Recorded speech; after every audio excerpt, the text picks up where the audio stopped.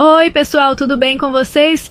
Nesse vídeo, Caio Coppola fala em um debate sobre o autoexílio do Eduardo Bolsonaro e destrincha sua fala sobre o autoritarismo do STF, que quase tomou o seu passaporte pelo pedido de parlamentares de esquerda, por simplesmente dizer a verdade que está acontecendo no Brasil. Coppola afirma em seu discurso que ele está certo em ficar nos Estados Unidos, pois a perseguição no Brasil pode prender seu pai Jair Bolsonaro e seus apoiadores. Veja o vídeo. Coppola, Eduardo Bolsonaro tem motivo para pedir asilo nos Estados Unidos? Olha, a pergunta deveria ser se o Eduardo Bolsonaro tem motivo para voltar para o Brasil. Olá, Basílio, olá, doutor Zé Eduardo. Saudações à nossa audiência. Vamos fazer um exercício de empatia aqui. Se o governo impopular e vingativo do seu país te odiasse, se a imprensa militante e vendida do seu país te difamasse, se o judiciário ativista partidarizado do seu país te perseguisse e se você assistisse a seus aliados, seus familiares sendo falsamente acusados por crimes que eles não cometeram, você ficaria no seu país à mercê dos seus inimigos, correndo o risco de ver tomada a sua liberdade? A decisão do Eduardo Bolsonaro de se licenciar do cargo e não retornar ao Brasil é mais do que legítima. E ao fazer isso, o filho do ex-presidente encarna na sua pessoa a denúncia contra as graves violações aos direitos humanos patrocinadas pela justiça brasileira.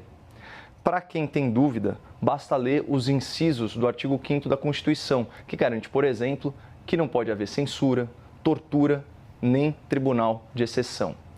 Julgar seus inimigos declarados em um foro incompetente, num processo em que, além de juiz, você é a vítima, é uma violação explícita aos direitos humanos, porque configura um tribunal de exceção. Prender alguém sem julgamento por meses, com base em provas forjadas, e jogá-lo numa solitária por dias a fio, a fim de obter uma delação sob coação, é uma violação explícita aos direitos humanos, porque configura tortura.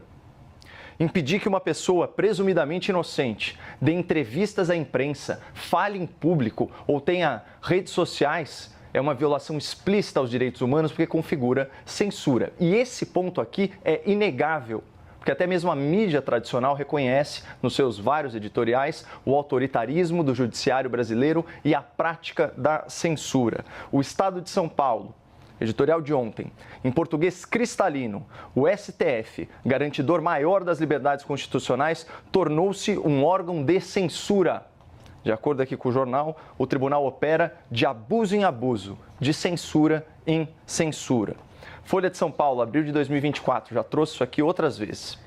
O ordenamento jurídico impede o Estado de calar um cidadão sob qualquer pretexto. Uma pessoa pode dizer o que quiser sem ser amordaçada. Mas um ministro do STF reinstituiu a censura prévia no Brasil. E aí o jornal segue caracterizando essa prática como inconstitucional e autoritária.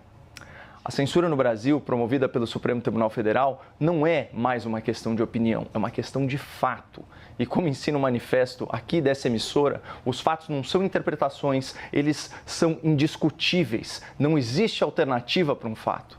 Portanto, se há tribunal de exceção, se há tortura, se há censura, a violação explícita dos direitos humanos, e essa violação deveria ser denunciada, deveria ser combatida por todo aquele que se diz defensor da democracia, como, aliás, tem feito o Eduardo Bolsonaro no Brasil e no exterior.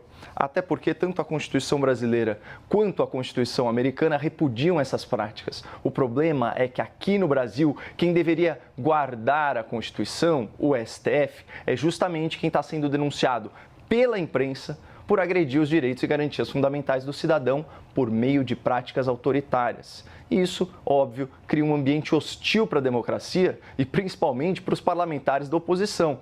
Porque quando o STF se transforma em um tribunal político dedicado a, aspas, enfrentar o bolsonarismo e editar o Brasil, não existe mais segurança jurídica para os críticos do Supremo.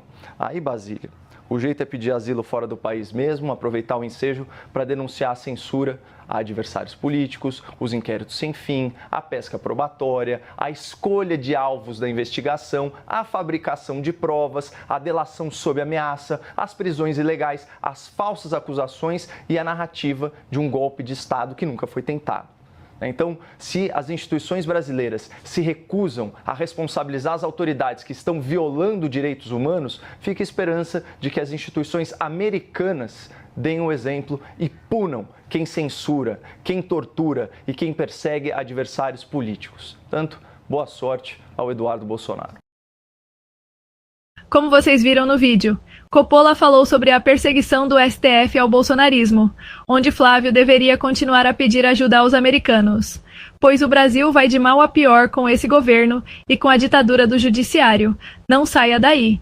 Veja o próximo vídeo que está na sua tela.